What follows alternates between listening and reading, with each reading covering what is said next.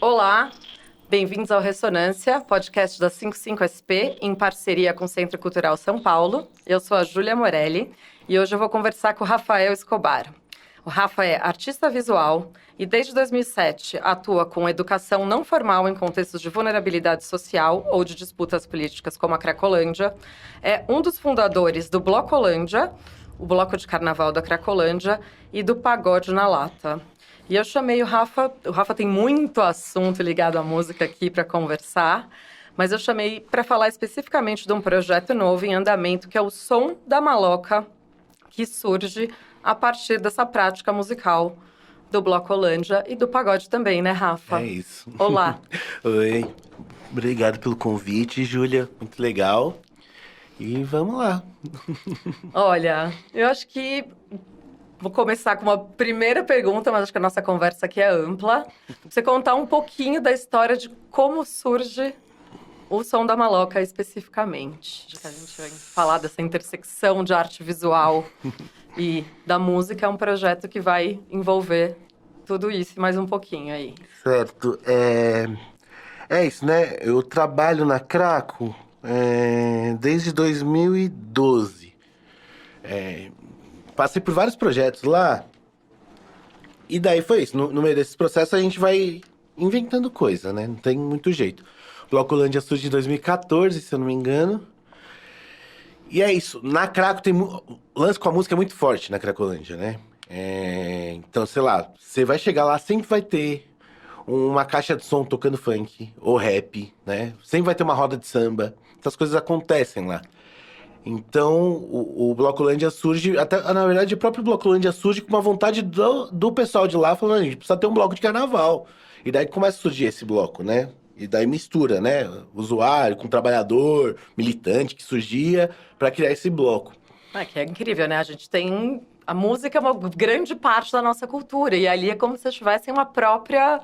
Né? Eles têm uma força própria a partir do momento que eles têm um bloco, né? Sim, não, uma totalmente. Representação cultural importantíssima. Não, e é uma loucura, porque assim... O Blocolândia, ele muda muito a percepção das pessoas em volta com a Cracolândia, assim, né? A hora que pega um bloco de, sei lá, 40 cara tocando na bateria... Cara, assim, né? 40 pessoas, Sim, na bateria, tocando, dando a volta na região. E todo mundo olha, assim, os trabalhadores sei lá, da Porto Seguro, os moradores da região, Sim. olham, tipo, todo mundo fica meio... Oi, como assim? Ninguém nem acredita que as pessoas andam, né? Eles já têm uma visão de zumbi, o negócio do zumbi é muito forte. Sim. Que acha que todo mundo fica sentado lá, morto, não faz mais nada. E faz, entendeu? E a grande brincadeira que a gente sempre fala, que o Blocolândia é o bloco de carnaval mais careta de São Paulo. Exatamente. Porque o pessoal não usa droga pra tocar. Diferente de todos os blocos de São Paulo, né? Eles estão lá para curtir exatamente um outro momento de pertencimento, Exatamente. né? Eles não precisam da droga nesse momento. E é muito genial isso, né? E daí é isso, o Blocolândia foi rolando por muito tempo, rola por muito tempo, na verdade. Agora a gente tem as questões de pandemia, Sim, né? agora faz 2 anos já que não sai, nem vai sair também esse ano. Uhum.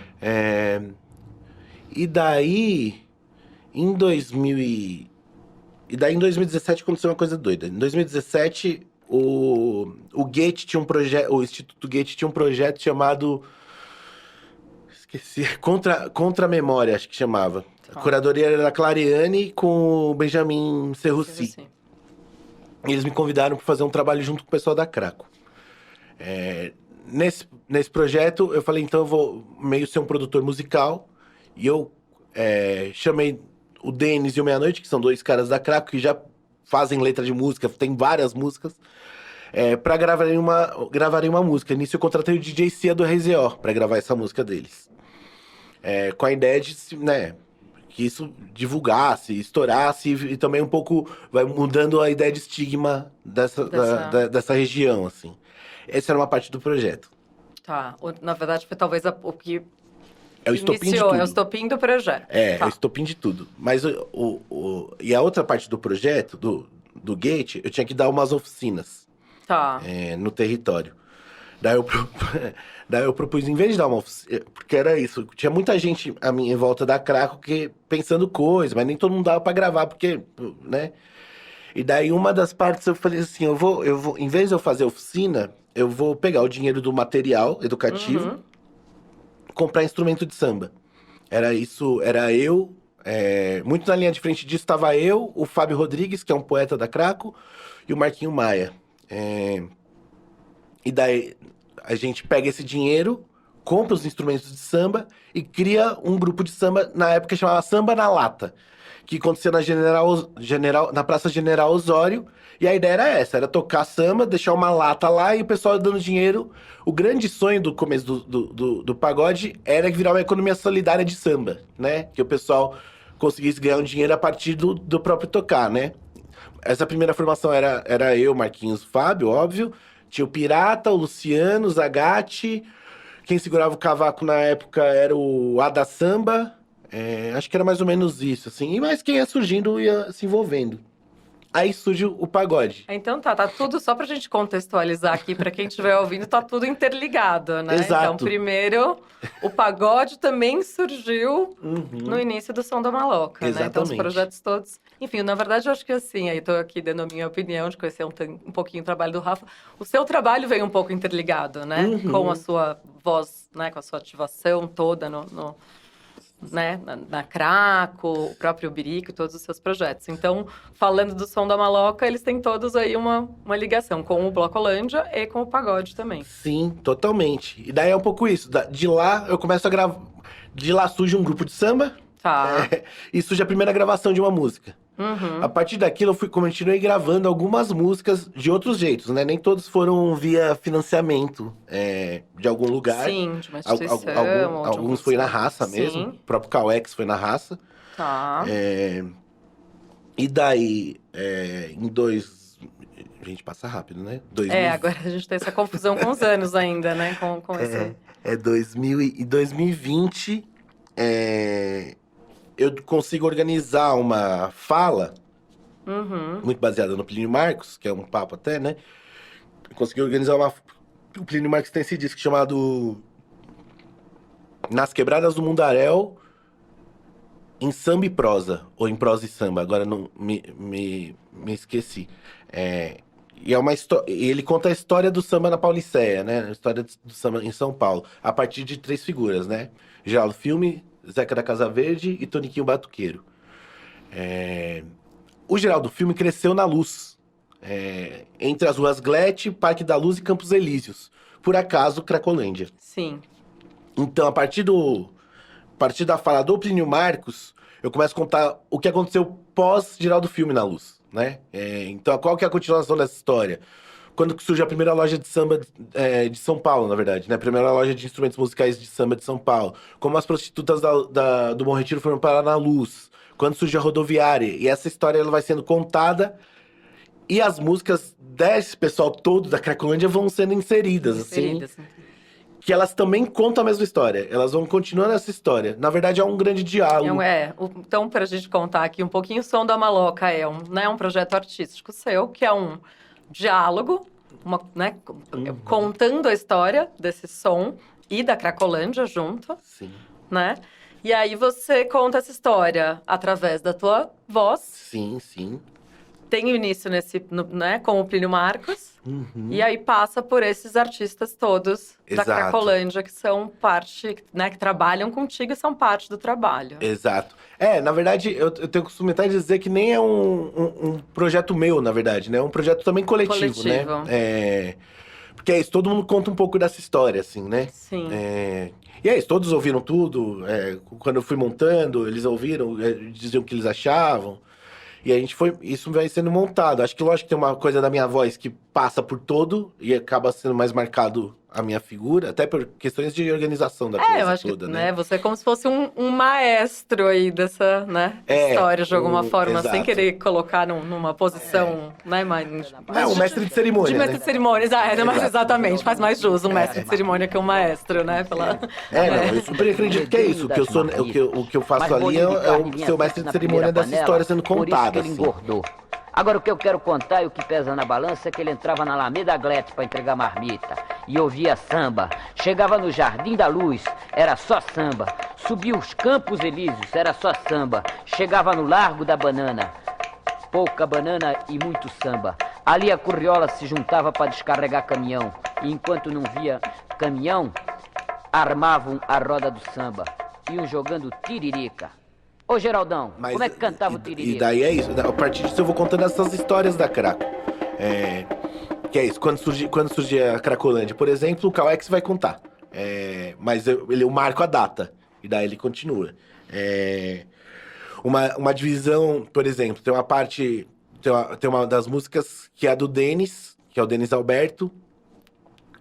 Que eu conto um pouco dessa divisão do bairro, muito forte, entre os novos vizinhos e os vizinhos antigos, né? Os vizinhos antigos, os da Boca do Lixo, e os novos que vieram nesses novos empreendimentos e uma tentativa de gentrificação.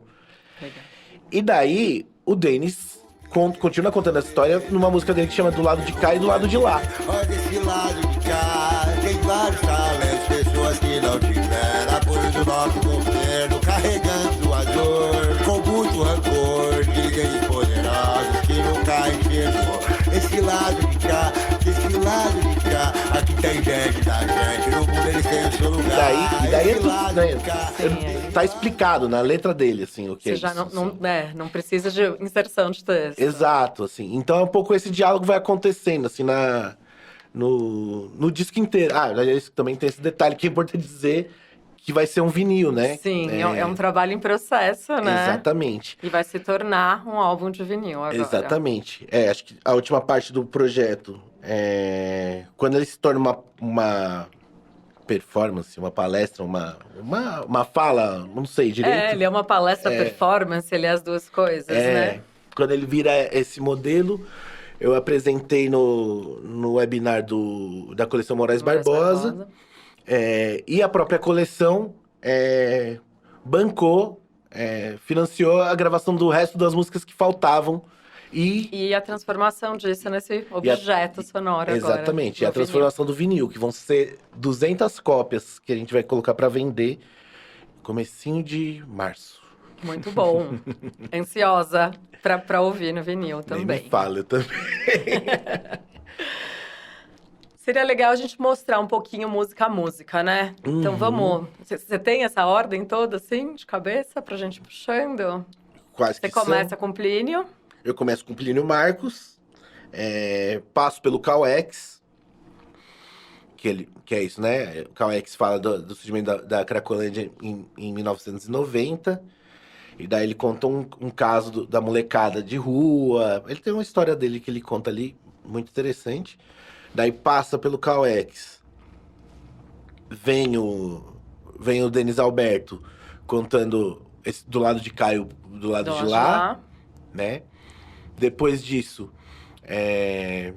tem uma música que é do MC Meia-Noite, que tem uma participação do Denis de novo, que é uma música chamada... Meu Deus do céu. Calma aí, eu vou lembrar, gente. Vai lembrar? Cantando Eu Vou. Cantando Eu Vou. Daí eu vou voltar. Daí tem a música do MC Meia-Noite, com uma participação do Denis também, que é a música chamada Cantando Eu Vou, que é interessante, que é uma música romântica. Do Meia-Noite. O Denis Alberto é um feat, né, dos dois. Então o Denis Alberto é mais um refrão, é um raga, né, que essa música foi produzida pelo DJ Cia. E a letra da música o grosso da música, assim, é o Meia-Noite contando uma relação de uma menina que ele conheceu no centro, assim. Que é super legal. E é aquela hora de dar uma alegria, assim, né? A gente pode falar de amor. Sim. blá blá blá blá blá blá blá, cantando eu vou, falando e cantando eu vou. Lembrar de um grande amor que nas pistas eu encontrei aqui no centro. Eu vi, me apaixonei porque além de bonita, bem linda, de ser bem vista, com perfeita classe, compôs que me intimida. Mesmo vendo a classe, compôs e me aproximei. Com as meias palavras foi dito o que eu pensei. Com as meias palavras do abraço ganhei um beijo.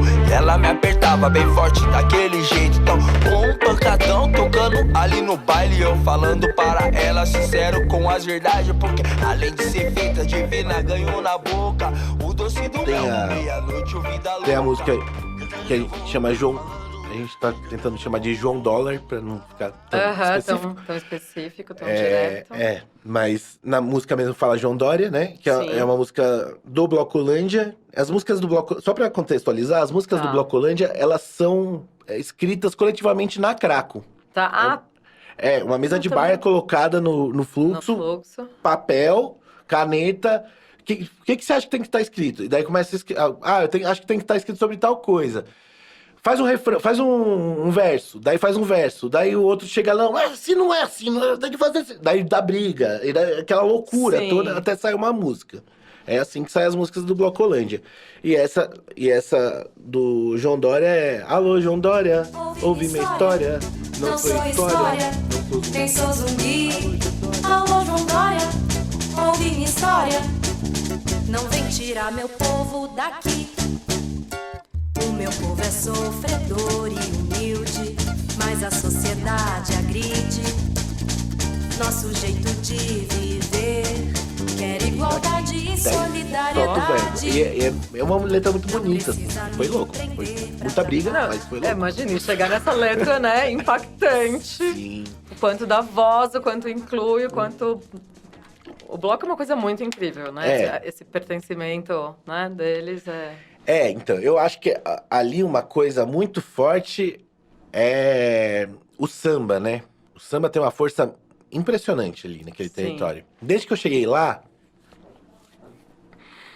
quando eu cheguei, trabalhava com molecada, que era diferente. Mas quando eu comecei a trabalhar com adulto, primeiro dia que eu fui, eu vi a galera cantando e tal, eu falei, eu vou ter que trazer meu pandeiro pra cá. Daí, minha segunda ida pra trabalhar com adulto, especificamente pra lá, eu já levei um pandeiro. E eu sentei numa calçada, não lembro direito aonde, saquei do pandeiro e só comecei a tocar um pouquinho. É impressionante o poder disso, né? Daí você começa a tocar, de repente surge um balde de azeitona, daí surge sei lá o quê. Daí, uma cervejinha. É uma loucura. Daí pega o corote, enche de feijão, de sei lá onde arranja o feijão, vira chacoalho, e daí tem uma roda, assim, né? O negócio é muito forte ali nisso. E o Blocolândia é o estruturante disso tudo, né? Ele fala assim, aí a galera... Porque assim, por mais que o samba pegue, você tem 30, 40 pessoas que estão na roda de samba. A hora que o bloco sai, é diferente. Porque o bloco leva, tipo, 100 pessoas. Sim, tipo, vai juntando e vai... É muito doido, muito louco, assim. É outro processo, assim, que tem. E é isso, daí os vizinhos descem, entendeu? Daí dança junto. É tudo uma... É uma grande... Eu acho que no fundo é quase um grande ato político daquele território, mostrando que a gente é muito mais do que craque. É muito chocante. Com certeza. Isso. Bom, mas só pra terminar, daí tem uma música em específico, porque é isso, daí a música, o texto vai contando essa história do território, das violências, da tentativa de gentrificação, e daí o ápice do texto, na verdade, é o Blocolândia mesmo. E daí ele começa a contar do primeiro Blocolândia, que foi em 2015, que saiu, primeira vez. E todas as tretas que foi o primeiro Blocolândia pra sair, né? Porque o primeiro Blocolândia pra sair foi barrado pela polícia. Aconteceu de tudo. Tudo que podia acontecer, aconteceu ali. E daí, quando chega na Praça Júlio Prestes, foi muito bonito esse dia, né, do bloco. Porque a polícia proibiu a passagem do bloco pra praça. A polícia tinha proibido a ida pra praça, e daí negociação, e daí fala com sei lá quem, e daí mostra papel e tal, daí conseguiu liberar. Quando liberou, todo mundo vibrou e entrou na praça. Quando entrou na praça, aí virou samba, né? Aí deixou de cantar marchinha, deixou de cantar a música do Blocolândia mesmo e começou a tocar samba. E é isso, tocou temporal, né?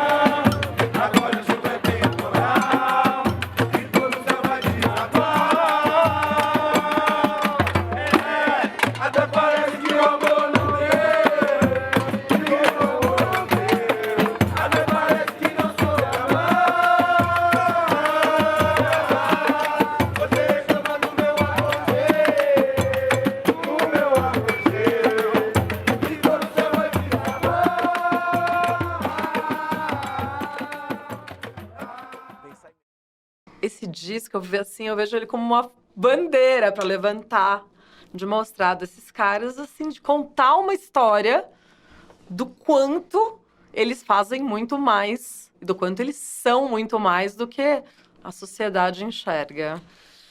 Não. Então, queria te pedir, enfim, para contar. Se eu te pedir para contar todas as histórias, a gente vai precisar de uns séculos de podcasts, a gente não tem. Mas aí alguma história importante, não que todas não sejam, dessa produção desse disco e dessa turma toda incrível que trabalha contigo. Sim. Não, acho que assim, antes de tudo, para mim, Pra mim é um grande marco fazer isso, assim, né? Porque, assim, a gente tem reportagem sobre a Cracolândia, tem gente que tenta fazer uma contranarrativa, assim, mas isso é um disco, né? Disco vira documento, assim, né? Claro, é um documento histórico de fato, assim, sendo feito por aquele território, que eu acho isso, sobre aquele território e daquele território, né? Vindo de lá, assim. Dele. Então, pra mim, isso é um marco muito importante, assim. E daí tem uma coisa engraçada, que quando... o Cauex, por exemplo. O Cauex, quando eu falei com ele, falei, ó, a gente tá pensando, acho que vai rolar um vinil, vai gravar um vinil. Daí foi muito engraçado, porque ele falou assim, mas vinil? É tão velho, por que você não faz CD? Eu falei, nossa. Tá vendo? O vinil tem essa coisa, né? É interessante, a forma deles enxergarem não é prático pra eles, realmente, ter um álbum em vinil, faz sentido. Não, eu achei genial, mas eu falei pra ele assim, o vinil é interessante pela questão financeira mesmo, que dá pra voltar um dinheiro... Porque é isso, o vinil vai ser vendido por um preço de vinil, não por um preço de trabalho de arte, assim, né? Sim. Vai ser, sei lá, agora eu não lembro o preço, mas acho que vai ser por volta de 120, 150 reais. E o dinheiro vai ser dividido igualmente entre todos os artistas participantes, né? Então é um jeito de uma verba virar pra eles pelo trabalho deles, assim, né? Pelo nosso trabalho, na verdade, porque eu também tô Claro. uma das partes, né? Então tem essa importância do vinil.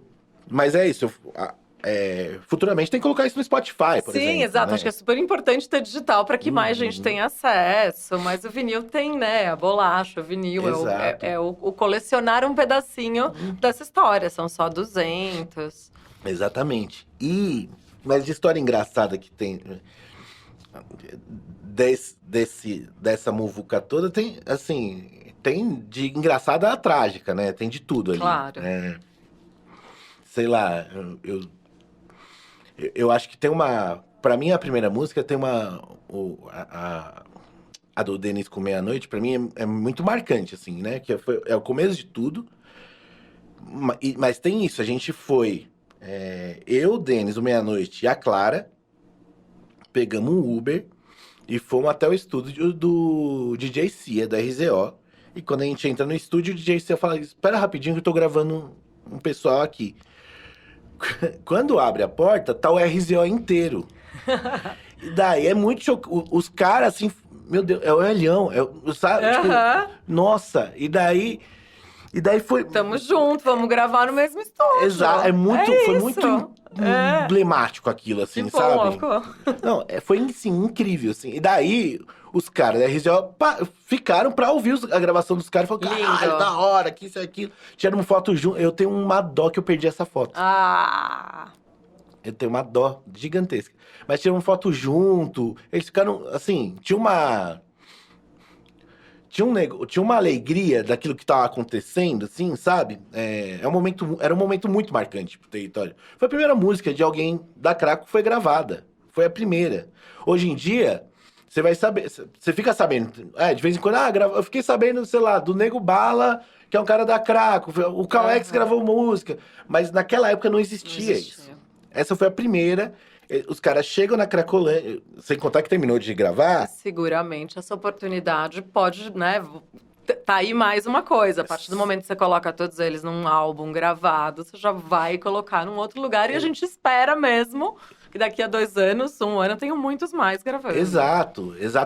Não, aí eu posso até contar desse detalhe depois. Mas era tão marcante, daí termina de gravar, os caras achavam que era fácil, né? Gravou assim, já... Me dá um pendrive. Não tem pendrive agora. Tem que esperar. Daí produziu a música toda. Eu meti a música nos 10 pendrives. E dei pra eles, falando assim, porque é isso, tem os rádios lá, né? Sim. E os caras escutam a música por pendrive. Põe direto na caixinha, né? Exato. Daí eu comprei 10 pendrive, coloquei a música em 10 pendrive e falei, ó, dei 5 pro Meia-Noite, 5 pro Denis, falei, distribui pra quem vocês quiserem. E todo mundo no fluxo ouviu a música dos caras. claro. Era, tipo, muito bonito isso, assim, sabe? Era... Cantando eu vou, falando e cantando eu vou. Blá, blá, blá, blá, blá, blá, blá. Cantando eu vou, falando e cantando eu vou. Já faz muito tempo, difícil eu não lembrar de todos os seus passos, cabelo do seu olhar. Esplêndida, linda, me olhando, mas não falava. Mas já tava escrito que muito me desejava. Forte, puro suco na postura, eu tava simples. Esplêndida, linda, sincero, eu fiz um convite pra sair nas pistas com preto, com a mão bem dada, pra saber que é verdade e não conto de fada. É desse jeito, assim que tem que ser. O que eu não quero para mim, não vou responder por você. Todo mundo só que vive, que é capaz de compreender. Pra mim, esse é o muito marcante esse momento. Vai trazer cantando eu vou. Tem diversas coisas engraçadas, né? Tipo, sei lá, quando a gente foi gravar o pagode, a música do pagode é uma música difícil de tocar. E daí, sei lá, o Douglinhas tava louco, eu tava fumando maconha, então ele tava com sono. Daí chegou daí todo mundo foi gravar, gravava e errava, tinha que fazer várias vezes. Daí a gente falou, daí quando foi sentar o Douglinhas pra gravar, falou, bom, agora vai demorar, né? Sentou o Douglinhas com aquela cara de Carinha sono, chapado. assim, colocou o fone de ouvido, fechou o olho, ele toca pandeiro de corte. Tocou, ele não errou um tempo. Ele foi a única pessoa Perfeitão. entre os 10 músicos que gravaram e só tocou uma vez. Todo mundo ficou, tipo, impressionado. Daí a gente foi descobrir depois que o Denis já tem disco gravado. De quando ele era moleque, ele tinha um grupo de samba de crianças. Olha só. Muito doido, muito doido. E aí, o Douglas né, é um puta músico. Um puta músico. Olha lá, isso quer dizer, uma pessoa tem um talento, a vida levou pra uma outra situação. Sim. Não, Uma o próprio oportunidade. Fábio, que também é do pagode, o Fábio, ele tava na fundação de uma roda de samba que tem na Santa Cecília, hoje, que é a do Largo, assim, Tá. né? Ele tava naquele começo, assim. Então, tem figuras ali meio emblemáticas, assim, que a vida jogou pra rua, Pra na rua, real, né? uhum. Mas é engraçado ver esses detalhes acontecendo, que você sempre fica, caralho, que foda, né? É muito doido, assim. Não sei, acho que são coisas que me passaram agora na cabeça que são importantes, foram muito marcantes pra mim. O dia da gravação do Denis do Meia-Noite, Que é a primeira gravação que é a também, primeira né? gravação, Que é o primeiro, acho que também tem isso, a é, primeira música que faixa chegou. né? Na verdade, e quando você gravou, não era um álbum Não ainda, era. né? Então, isso também é uma parte importante dos teus projetos, que eles vão ali no fluxo, eles vão se movimentando conforme as coisas Vão rolando. acontecem, vão rolando. Exato. Acho que tem isso também, né? Acho que esse tipo de trabalho, assim, que são trabalhos mais coletivos, Sim. eles têm um tempo de produção, maturação e construção muito longo. Aham. Que é isso, não é um tempo do... A grande realidade é que não é um tempo do mercado da arte, não é um tempo do sistema Sim, da não, arte. é um tempo completamente fora do sistema, Exato. né? É sobre... Se for pensar, já faz 5 anos que eu tô fazendo isso, né? É um tempo muito longo. E é isso, também não sou só eu, tem muita gente envolvida, né? Sim. É toda uma dinâmica interessante, só que todo mundo vai dando esse pulo do gato, entendeu? Sei lá, rolou uma verbinha aqui, vamos gravar outra coisa. Vai fazendo isso acontecer, assim, sabe? Acho que agora a gente tá nos finalmente, assim, de uma coisa muito legal. E, por sua vez, tem uma outra coisa muito legal que aconteceu no meio do processo, que eu culpo um pouco o próprio vinil, a própria história do A Som da própria- Maloca, aham. por isso, que um espaço que divide o terreno com a gente, com o Birico, que é o Teatro Mugunzá, Sim. eles arranjaram um edital e eles estão abrindo um estúdio agora. É um estúdio da Cracolândia, Olha entendeu? lá. E daí, acho que tem muito a ver com certeza. com isso, assim, As né? coisas vão...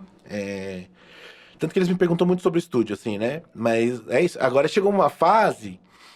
eu acho que quando o Som da Maloca finalizar, foi prensado o vinil, começar a ser vendido, junto com isso, chega uma nova fase da Craco, que a galera vai ter um estúdio próprio, que podem gravar a hora que quiserem, assim, sabe? Acho que isso aí é o ápice da autonomia, né? Aí Maravilhoso. é um outro nível de produção musical que vai surgir ali, assim, sabe? Que eu acho muito legal, muito interessante. Uma oportunidade incrível, e aí, independente, né? Pode ser oportunidades de sucesso, mas independente de ser, é uma oportunidade de se colocar, de colocar voz, de trabalhar. Incrível, muito bom. Exato. Acho que é isso, assim, Cara, é isso. O Denis, por exemplo. O Denis é o Cauex faleceu no ano passado. Covid. Eu não sabia, sinto muito. Então, uma das, né? Ficou triste, né? Triste. Mas é isso, eu acho que minimamente, pelo menos, também tem a memória dele que é conservada Exatamente. nisso, assim, né? Que pelo menos ele conseguiu gravar e deixou, Sim. e vai estar no álbum e conta aí uma parte da história. Não, vou até gravar um CD, porque ele que questionou que tinha que ter Tem que ter gravar um CD. É verdade.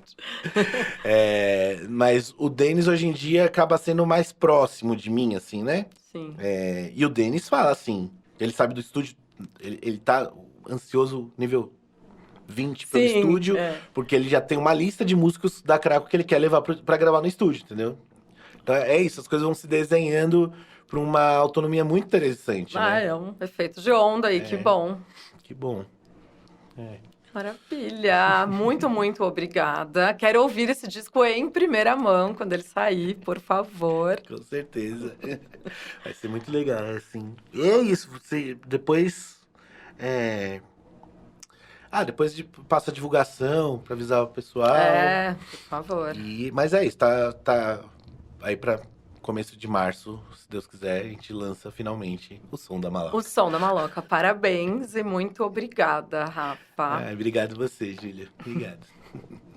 E obrigada, a gente vai finalizar ouvindo Alô Família, Blocolândia.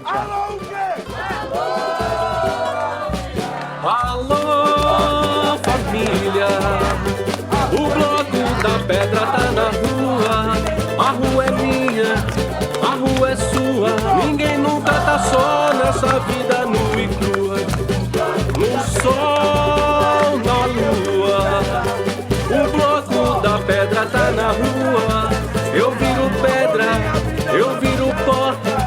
Eu já sou craque pra desenrolar os nós. Minha vida é uma bagagem que eu carrego leve e puxo, puxo, puxo, puxo, puxo. Eu vou levando a minha vida nesse fluxo, fluxo, fluxo, fluxo. Esse podcast foi produzido pela 55SP em parceria com o CCSP e apoio de produção Preta.